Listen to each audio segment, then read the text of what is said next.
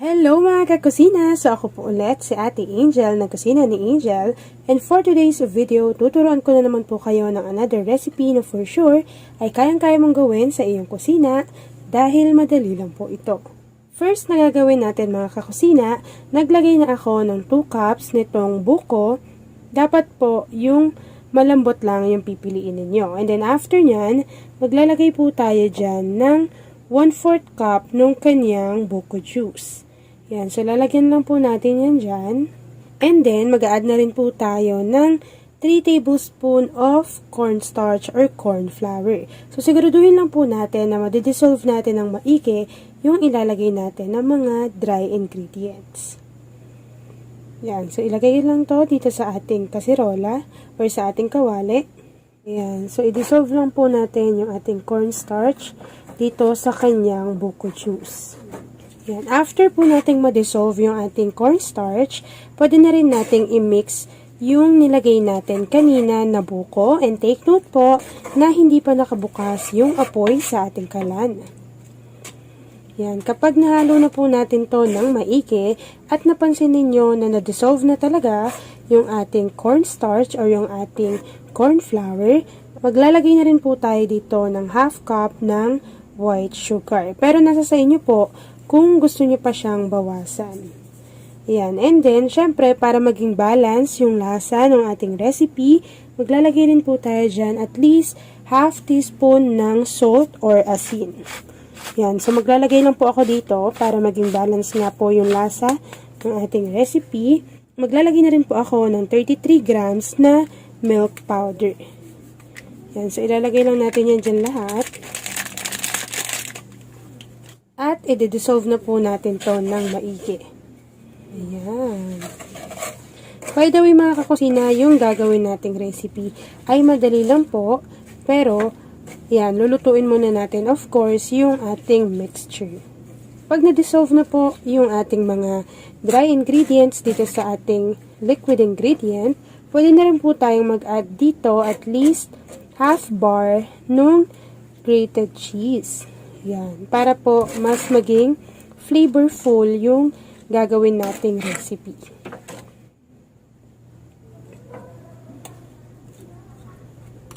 After adding ng ating cheese, imimix lang po natin to ng bahagya and then pwede na nating buksan yung ating apoy sa ating kalan over medium to low heat and then hihintayin lang po nating maluto yung ating mixture. So, malalaman ninyo na luto na yung inyong mixture kapag ka medyo kumakapal na po yung consistency ng ating mixture. Ayan o, yung halos parang wala na siyang liquid dyan. Ayan, so lulutuin ko lang to mga kakusina hanggang sa makuha ko po yung gusto kong consistency. Syempre, papakita ko rin sa inyo.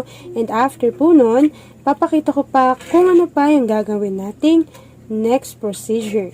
Habang hinihintay natin makuha yung tamang consistency ng ating mixture, please don't forget to like and follow yung ating Facebook page, Kusina ni Angel, at kung meron ka ring Instagram, paki-follow na rin ako doon, Kusina ni Angel, at kung gusto mong matuto pa ng iba pang mga recipes o kaya naman, gusto mo rin mag-share ng mga niluluto mo everyday, pwedeng-pwede kang sumali sa ating Facebook group, andyan lang yan sa ating Facebook page. And by the way, yung ginamit ko po palang cheese dito ay easy or quick melt cheese, pero pwede kayong gumamit ng regular cheese na nabibili natin sa ating mga grocery stores. Ayan mga kakusina, kung mapapansin po ninyo, kapag uminit na yung ating mixture at continuous po natin tong hinahalo, mapapansin ninyo nakakapal na po yung consistency ng ating niluluto.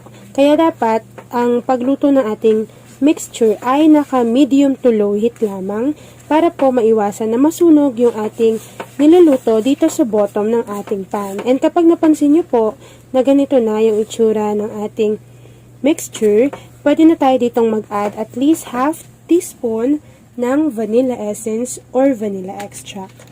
Yan. So, mag-add lang po ako ng kaunti para mag-add din siya ng flavor. At the same time, mabango rin yung kalalabasan ng ating recipe. And then, imimix lang po natin to. Ayan. Tapos mapapansin nyo po, mas lumambot na yung kinalabasan ng ating buko. The more na mas malambot yung buko na mabibili ninyo, mas mabilis lang po itong maluluto. Ayan. So, luto na yung ating mixture. This time, pwede na nating i-off yung apoy sa ating kalan at palalamigin lang po muna natin yung naluto nating buko. And then, after po nun, pwede na tayong mag-ready ng ating mga lumpia wrapper. Yan. Pero most especially, palalamigin muna natin yung ating mixture bago natin to balutin. Mga kakusina, kapag lumamig na po yung niluto natin kanina na buko mixture, ready na po natin tong ibalot sa ating mga lumpia wrapper. So, meron ako dito medium size ng lumpia wrapper. Ayan, tapos po, ipapakita ko sa inyo kung paano natin to babalutin. Mag-scoop lang po kayo. Siguro kung ipang nenegosyo nyo siya, dapat pantay-pantay po yung ilalagay ninyo na palaman, of course. Pero kung pang bahay lang din po, tansyahin na lang natin yung ilalagay natin dito sa ating lumpia wrapper. Yan, siguro ako dito naglagay at least, yun lang, yung 2 spoon lang na ganito. Tapos po, ibabalot ko lang din to na para bang gumagawa lang tayo ng lumpia. Ayan. And make sure na malamig na po yung inyong mixture bago nyo to balutin. Yan. Tapos meron lang po ako ditong water para ipangsisil lang natin ng ating lumpia wrapper at hindi ko mawala yung ating mixture.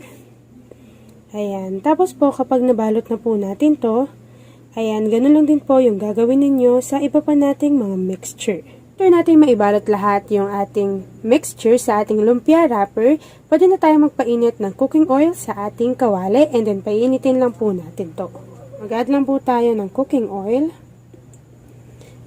Maglagay lang po kayo ng tamang amount na alam ninyo na prito natin yung ating recipe.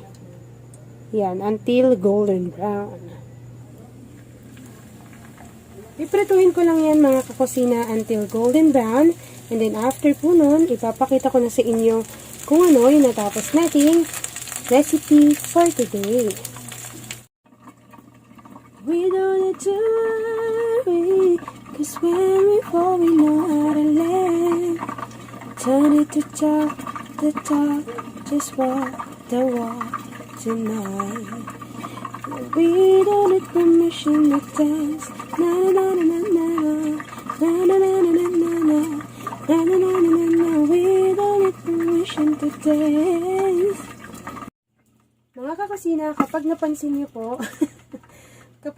niyo po na golden brown na both side yung inyong recipe o yung ating piniprito, pwede na natin tong hanguin at ilagay natin sa strainer para lang matanggal yung excess oil. And mga kakusina, nakatakip po iyan dahil tumatalsik yung mantika. Kasi nga, merong mixture na malambot doon sa binalot natin. So, make sure nyo na lang siguro na doblehin yung balot ng inyong recipe para maiwasan po na tumalsik yung ating niluluto. At ayan na mga kakusina, tapos na naman po ang ating easy and yummy na buko rolls or buko lumpia. Kung nagustuhan nyo yung ating video, please like and share this video. At kung hindi nyo po ako nagsusubscribe sa aking YouTube channel, please click subscribe button. Click nyo na rin yung notification bell. Click all para lagi kayong updated sa bawat ina-upload kong mga videos.